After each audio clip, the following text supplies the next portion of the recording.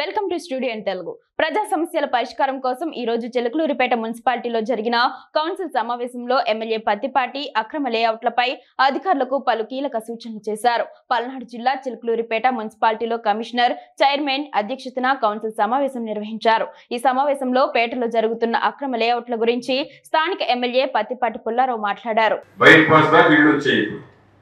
Unauthorised లేఅవుట్ల వల్ల facilities లేక, సౌకర్యాలు లేక, ఇన్ఫ్రాస్ట్రక్చర్ లేక గ్రోత్ ఆగిపోయింది. ఎక్కడ కూడా అనాథరైజ్డ్ ఉండడానికి వీలు లేదు. స్పెషల్ డ్రైవ్ పెట్టండి. పాత నేను వచ్చేటప్పటికి ఏదైతే ఉన్నాయో అంతవరకు వాళ్ళు రిక్వెస్ట్ చేస్తే ఒప్పుకున్నారు. ఇక ఎట్టాలు సగానికి పైన క్లియర్ అయినాయి కాబట్టి కొత్తగా ఒక ఎకరం లేఅవుట్ అక్రమంగా వేసినా ఒప్పుకునే ప్రసక్తే లేదు. దానికి జవాబుదారీ మున్సిపల్ అధికారులు. అట్లే జనన మరణాల రిజిస్ట్రేషన్ లో కూడా తప్పులు చేస్తున్నారు. ఈ మధ్య ఒక ఇన్సిడెంట్ జరిగింది. జరగడానికి వీలు లేదు, డిలే చేయడానికి కూడా వీలు లేదు. మున్సిపల్ చెడ్డ పేరు, ప్రభుత్వానికి చెడ్డ పేరు తేవద్దు. ఇంజనీరింగ్ విభాగంలో కోఆర్డినేషన్ లోపం ఉంది. ఇంజనీరింగ్ అదే చెప్పాను డిఈ రహీం గారికి. ఎక్కడ మీకు కోఆర్డినేషన్ లోపం ఉన్నా కమిషనర్ గారు మీరు యాక్షన్ తీసుకోండి. సస్పెండ్ చేయించే బాధ్యత నాది. పాత గవర్నమెంట్ లాగా పని చేయకుండా మొక్కేసి నాకు చెడ్డ పేరు తెస్తే ఒప్పుకోను. ఈ మున్సిపాలిటీలో ఏ మంచి అయినా చెడైనా నాకే వస్తుంది, మా కౌన్సిలర్స్కి వస్తుంది. అలాంటి తప్పులు జరగకూడదు. జెన్యున్ గా ఇవ్వాల్సినవి కూడా కాలయాపన చేస్తే చెడ్డ పేరు వస్తుంది. మాకు కూటమి ప్రభుత్వానికి చెడ్డ పేరు వస్తుంది.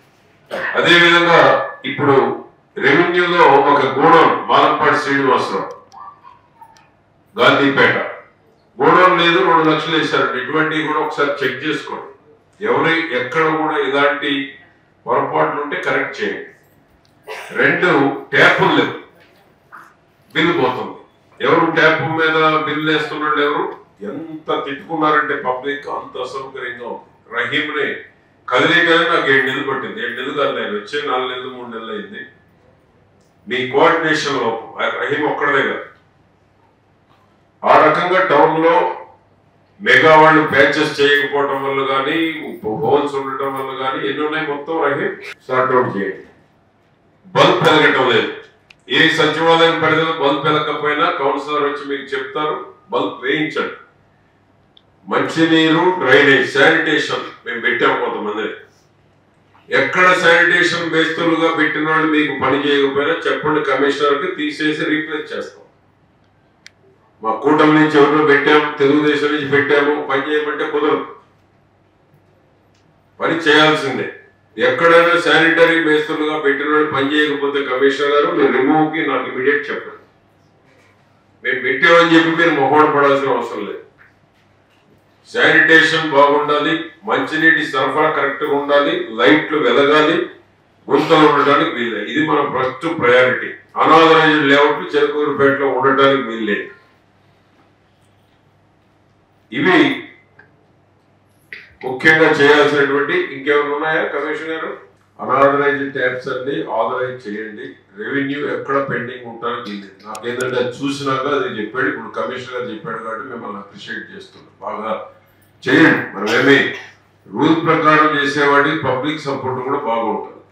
అదేవిధంగా ఎంక్రోచ్మెంట్ చేసాం, బ్రహ్మాండమైన అప్రిసియేషన్ వచ్చింది. దాన్ని కంటిన్యూ చేయాలి, చేసి వదిలేయటం కాదు. నేను రాకముందు లేఅవుట్లు తప్ప నేను వచ్చినాక ఒక అక్రమ లేఅవుట్ ఉంటే ఒప్పుకోనని చెప్తాను.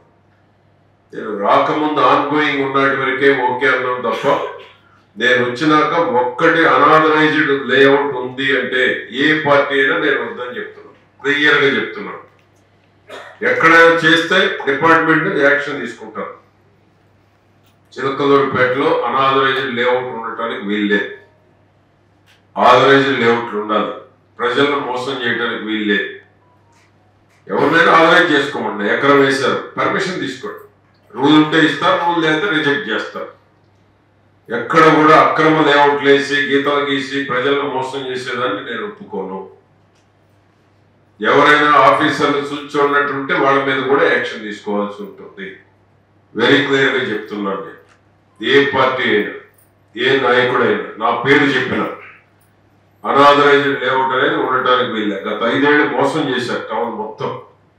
గత 5 ఏళ్ళు అవినీతి మీద మోజు, అభివృద్ధి మీద లేకపోవటం. 5 ఏళ్ళు చిన్న గుంత పొడ్చడానికి కూడా అవకాశం లేకుండా పోయి ఈ రోజు ఆ వ్యవస్థని పని చేయకుండా కాలం గడిపే పరిస్థితి తీసుకొచ్చారు. దాంతో ఏమైంది, చిలకలూరిపేట టౌన్ మొత్తం గుంతలమయమైంది.